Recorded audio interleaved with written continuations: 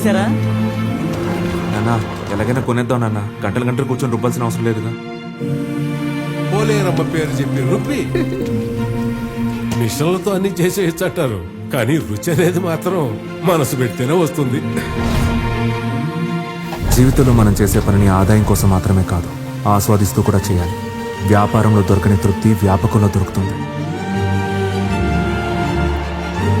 అశ్విన్, మురళి మన కంపెనీలో చేరిన తర్వాత 50% ప్రాఫిట్ ఇంక్రీజ్ అయింది. సూపర్ మురళి, పనోడంటే నీలాగే ఉండాలి. కానీ మన బిడ్డ వారసత్వాన్ని వదిలి వలసెళ్ళిపోయాడు కదమ్మా. అయినా వాడు ఎక్కడికి వెళ్తాడు? ఎగిరెగిరి ఇక్కడికే రావాలి, ఎగిరెగిరి ఇక్కడికే రావాలి, ఎగిరెగిరి ఇక్కడికే రావాలి.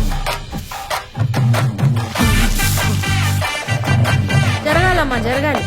అబ్బాయి, చాలా రోజులుగా అడుగుదాం అనుకుంటున్నాను, ఈ కళ్యాణి ఎవరు? ఈ చుట్టాలమ్మాయా? ఎరగదీస్తుంది. కుర్ర చేతో కొట్టాలంటే పశువుల ఆసుపత్రిలో పడతావు. You're the best. నేను నీ కోసం కొడుకు పెద్ద సామ్రాజ్యాన్ని స్థాపించాను. నువ్వు ఇలా బాధ్యత లేకుండా ప్రవర్తించడం నాకు నచ్చట్లేదు. Look at Murali. ఏదో పెద్ద మిషలిన్ స్టార్ రెస్టారెంట్ లో బిల్డప్ ఇచ్చావు, ఈ పూరి గుడిసెక. దాన్ని నొట్టి కొట్టనుకోమాక, ఈ ఊరి గుండెకాయ.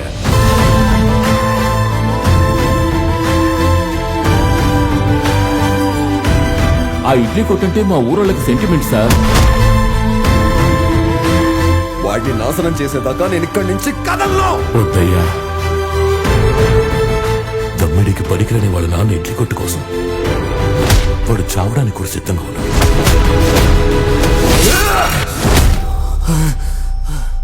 ఏమండి, మీకు ఇడ్లీ లేయడం అంటే అంత ఇష్టమా? ఇష్టమా? ఇడ్లీ వేయడానికే నేను పుట్టాననిపిస్తుంది.